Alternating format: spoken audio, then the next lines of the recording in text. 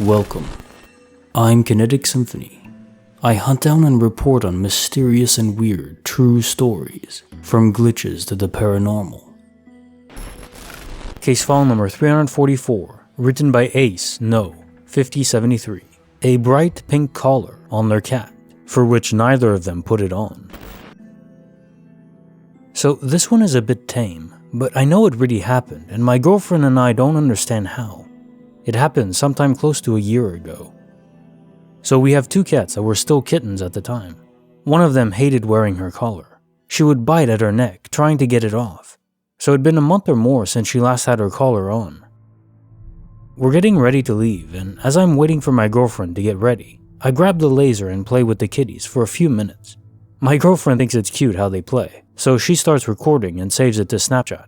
We leave shortly after, are gone for a few hours, and come back later at night. When we get home, our kitty is laying on a towel in our guest room, calmly napping with her bright pink collar on. I noticed it, but kind of ignored it, and a minute later, my girlfriend yells for me to come. She noticed the collar on her. She's asking me if I put it on her. I keep denying it. She started freaking out because she had been feeling like someone had been coming into our apartment, etc. She didn't put the collar on, and I didn't put the collar on. No one else had keys. Our door was locked. I suddenly remember the video taken 30 seconds before we left. We go back and watch it over and over, but sure enough, our two kitties are playing and she doesn't have her bright pink collar on. We still don't know how she ended up with it on, and since that day, she still doesn't wear a collar. Case file number 345, written by griffithle.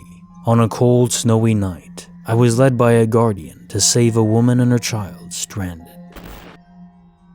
Okay, so I've never particularly considered myself a believer of the paranormal, nor am I a complete skeptic. I mean, I turn all the lights on to go to the toilet if I've watched a scary film, or been reading some decent r/paranormal stories, so I must believe, at least to an extent. Bit of backstory.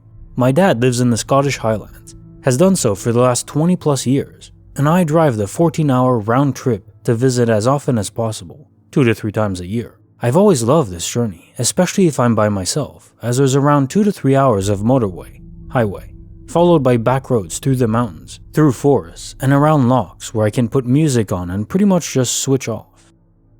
For the most part, there's little to no phone signal, so I generally download a couple of playlists before I go, pop my phone in its holder, and blindly follow the sat-nav until it loses signal.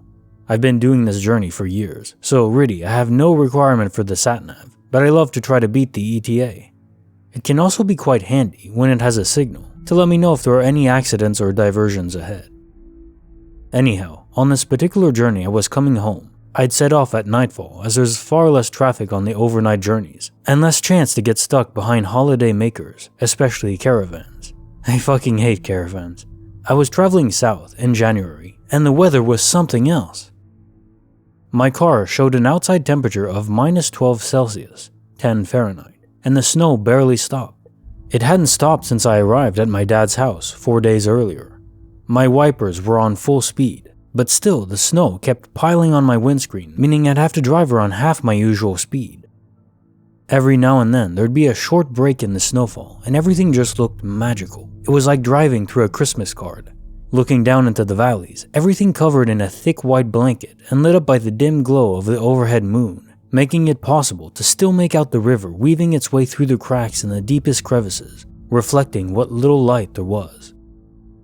On these roads, there's nothing in terms of lighting, and what's worse, there can be quite often a large drop on either side of the road. Couple this with 3 to 4 feet of fresh snowfall and an inability to see any of the road, and you've got the potential of a lot of accidents.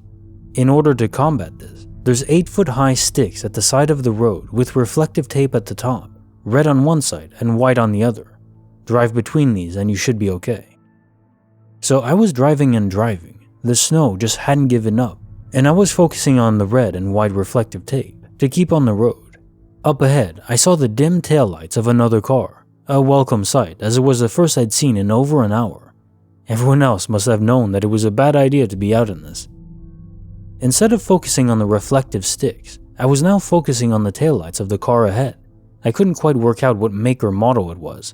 A lightish, white or light gray SUV of some sort. Holiday makers. I thought this because I could make out the roof box and bike rack. They too must have ignored the warnings to not drive tonight.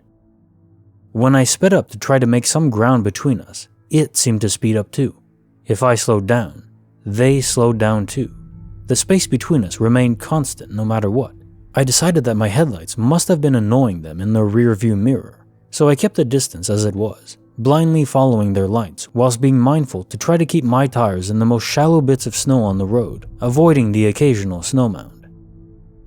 A bit of time lapsed. I have no idea how much, as I'd now switched off entirely, listening to my mix of 90s old school dance, the howl of the wind and splat of snow on my windscreen, and, in between wiper switches, watching the red lights ahead of me glowing in the dark like the eyes of a demonic beast, intent on keeping its distance. I'm very aware that I'm getting carried away writing this, but it's been a while since I actually wrote anything, other than the daily emails to clients and customers.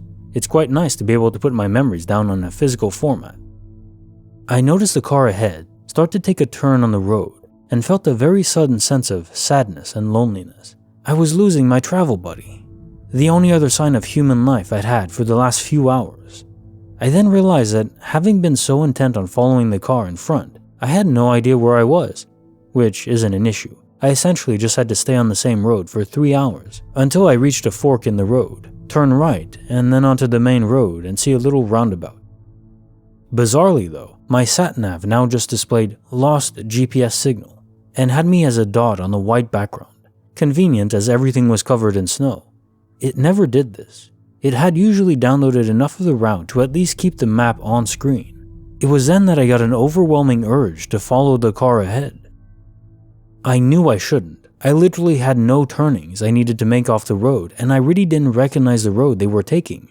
And, the more I think of it, I've never noticed a turnoff that goes down the side of the mountain like this did. But maybe I just never looked. I decided to follow it. Of course I did. If I ever think I shouldn't do something because it could end up in regret, I'll probably do it.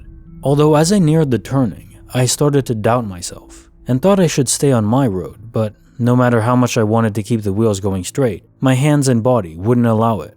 I turned off. I didn't recognize this new road. I didn't recognize my old road when I was on that either, so it really made no difference. Everything was white, everything was dark, lots of trees and the reflective sticks. If anything, it looked exactly the same, like I hadn't turned off at all.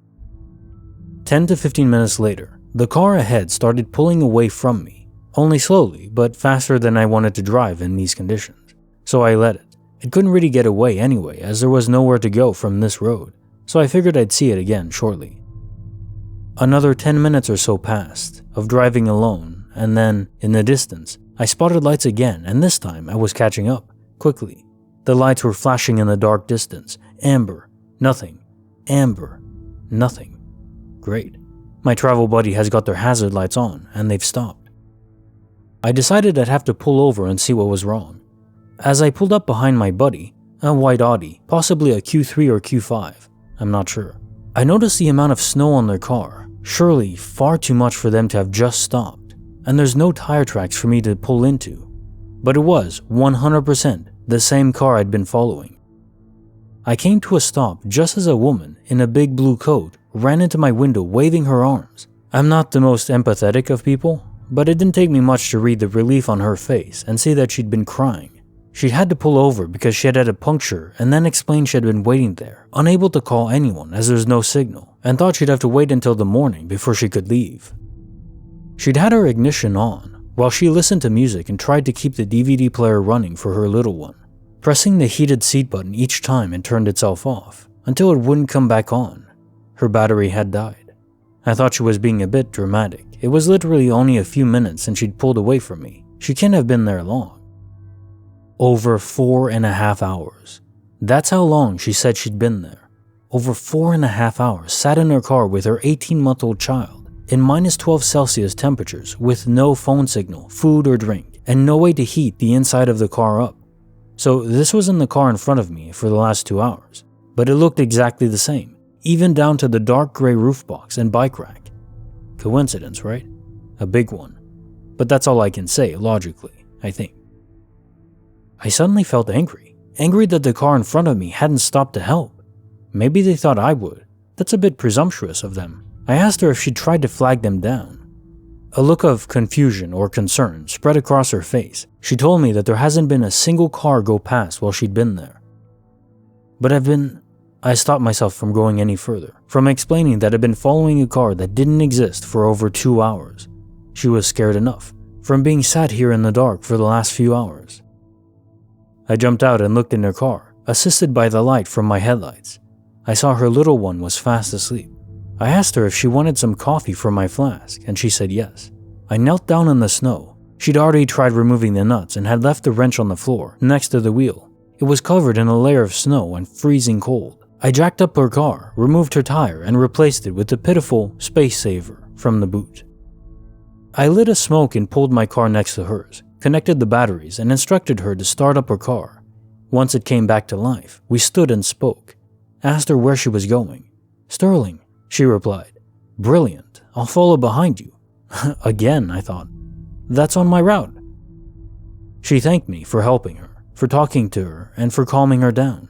She thanked me for the coffee and gave me a quick hug. Quick enough to be meaningful, short enough to not be overly awkward from a stranger. She got in her car and set off. I got in my car. I sat for a moment, staring at the all-too-familiar taillights of the white-grayish SUV with a roof box and bike rack, lit up a smoke, and set off. I sped up, caught up. I slowed down. She pulled away. Her speed remained constant. I kept wondering how she hadn't seen the other car that was exactly the same as her car. I kept wondering how I now knew where we were, but yet we'd not turned off or turned on to any other roads. As we neared the civilization of the A roads, I started to become aware of the tracks left by the new travel buddy. The tracks in the snow were left by their tires. The tracks in the snow that I'm 99% certain weren't there when I was following her, or the other her, before I had stopped and offered her coffee. The snow eased as we entered a town called Kilmahog. We reached a junction and she turned right. I turned right. We were now driving in sleet, wet snow that leaves a dirty gray and brown slush on the ground. Wet snow that makes seeing much harder than normal dry snow. As we approached the roundabout, she indicated left for the first turning. I indicated right for the last, and pulled alongside her. She looked, waved goodbye, and left. Someone, or rather something, took me that way that night, diverted me from my normal route, made me feel as though I had no other option but to follow that car, guided me to a stranded woman and her child in freezing conditions with no food, water, or heating. I'm still unsure how to explain it. I have not really thought about it too much. I don't like not being able to understand things or give them a logical explanation. It makes me feel uneasy. I certainly never thought too much about the paranormal either. I've always presumed if the paranormal was real, it would present itself to me if it needed to. If not, I'd live in blissful ignorance. But now I don't know, and to me, that's worse than knowing. Edit. Thank you so much for all the comments. I genuinely feel like I was sent there that day to help someone. Ironically, I was in a dark place at that time and remember thinking that I could easily drive off the road and it would be days until my car was found. Nothing like being alone with your own thoughts, eh? This ghost car gave me something else to focus on. The woman and the child gave me a bit of an uplift.